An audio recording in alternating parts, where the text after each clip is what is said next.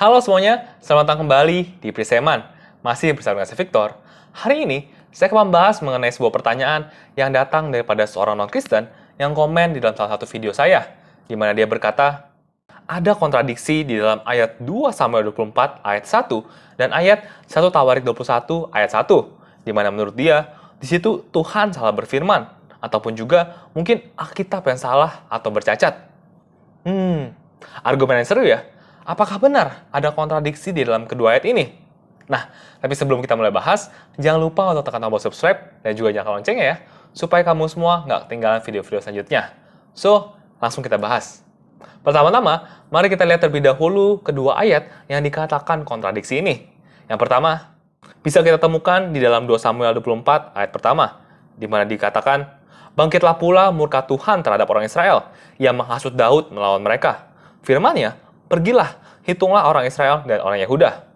Namun, kalau kita baca di dalam 1 Tawarik 21 ayat 1, dikatakan bahwa iblis bangkit melawan orang Israel dan ia memujuk Daud untuk menghitung orang Israel. Bukankah ini kebalikan? Di dalam kitab 2 Samuel dikatakan Tuhan yang menyuruh, lalu di kitab 1 Tawarik dikatakan iblis yang menyuruh. Mana yang benar? Sebelum kita masuk ke dalam pembahasan kedua ayat ini, kita perlu tahu terlebih dahulu konteks daripada kitab Samuel dan juga kitab Tawarik. Karena ini nih yang banyak orang nggak tahu. Kitab Samuel dan kitab Tawarik merupakan kitab yang memiliki banyak kemiripan. Mulai dari genealogi, raja-raja, sejarah, dan banyak kita temukan informasi yang sama di dalam kedua kitab ini. Lalu, kalau mirip-mirip, kenapa perlu ada dua kitab? Karena ada beberapa kisah di mana masing-masing kitab justru menambahkan detail sehingga kita bisa lebih mengerti apa yang sebenarnya terjadi. Kurang lebih analoginya seperti ini. Semisal ada dua orang saksi yang melihat kejadian pembunuhan. Secara garis besar, apa yang mereka saksikan itu adalah sama. Tetapi, kalau secara detail, pasti masing-masing saksi memiliki informasi yang berbeda. Karena mereka melihatnya dari perspektif yang berbeda. Sehingga pada akhirnya, hakim yang memutuskan mendapatkan gambaran yang lebih utuh. Nah ini mirip seperti apa yang tertulis di dalam kitab Samuel dan juga kitab Tawarik. Berikutnya, kita juga perlu mengerti bahwa kitab Samuel itu dituliskan terlebih dahulu, di mana kitab Samuel diperkirakan ditulis sekitar tahun 960 sebelum Masehi. Sedangkan kitab Tawarik itu dituliskan sekitar tahun 450 sampai 425 tahun sebelum Masehi. Itu artinya, saat penulis kitab Tawarik ingin menuliskan Tawarik, ia telah memiliki kitab Samuel sebagai salah satu basis penulisannya, di mana ini ia tuliskan secara eksplisit di dalam 1 Tawarik 29 ayat ke-29. Riwayat hidup Raja Daud dari mula sampai akhir telah dicatat dalam buku Nabi Samuel, Nabi Nathan, dan Nabi Gad. Jadi, kitab Tawarik itu dituliskan dengan kitab Samuel sebagai salah satu basis penulisannya. Jadi rasanya secara penulisan tidak mungkin salah. Terlebih lagi, kalau kita mengetahui bahwa juru tulis Yahudi pada waktu itu, umumnya mereka menghafal seluruh isi perjanjian lama. Nah, kalau dari sisi penulisannya tidak mungkin salah, lalu kenapa penulis kitab Tawarik kok menuliskan beda ya dengan penulis kitab Samuel? Pada dasarnya, tidak ada kontradiksi di dalam kedua ayat ini. Yang ada justru adalah komplementari ataupun juga saling melengkapi. Orang yang berpendapat bahwa ada kontradiksi di dalam kedua ayat ini, umumnya tidak mengerti cara kerja Tuhan di dalam Alkitab, ataupun juga tidak mengerti konteks besar daripada Alkitab. Di dalam Alkitab, Tuhan tidak pernah sekalipun menggodai ataupun juga membuat manusia jatuh dalam dosa. Yang melakukan hal ini adalah iblis.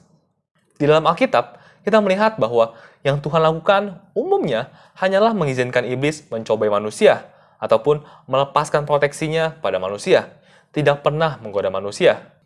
Prinsip yang sama dan bukti bahwa ini benar bisa kita temukan di dalam kisah Ayub, di mana iblis meminta izin Tuhan untuk mencobai Ayub, dan Tuhan mengizinkan hal itu.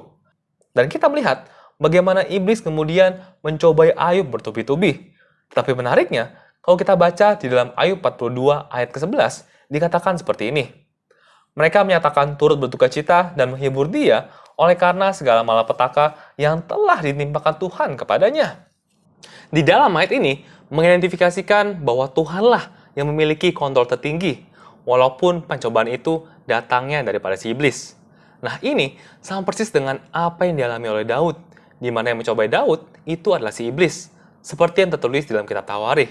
Namun kitab Samuel mengatributkan kontrol tertinggi itu berada di tangan Tuhan.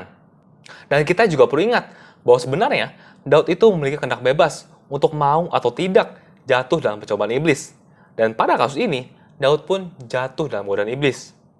Dalam konteks sisa ini, iblis mau mencobai Daud dalam upaya untuk menghancurkan bangsa Israel. Dan mungkin juga untuk menghancurkan keturunan Israel yang akan berujung pada lahir Yesus. Di sisi lain, Tuhan juga mau menghukum bangsa Israel akibat pemberontakan yang telah mereka lakukan. Oleh karena itu, Tuhan mengizinkan iblis untuk mencobai Daud. Namun pada akhirnya, kita tahu bahwa rencana iblis gagal dan Daud pun bertobat kepada Tuhan. Ini bisa kita baca di dalam kitab 1 Tawarik 21 ayat yang ke-9. Lalu berkatalah Daud kepada Allah, "Aku telah sangat berdosa karena melakukan hal ini. Maka sekarang, jauhkanlah kiranya kesalahan hamba-Mu, sebab perkataanku itu sangat bodoh." Jadi kesimpulannya, kedua ayat ini adalah ibarat dua orang saksi yang melihat dari sudut pandang yang berbeda.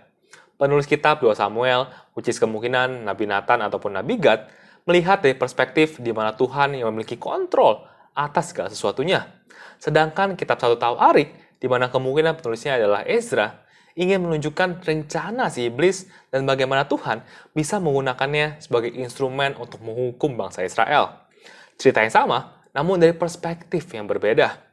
Dan ini sebenarnya masuk akal kalau kita melihat latar belakang daripada penulisnya.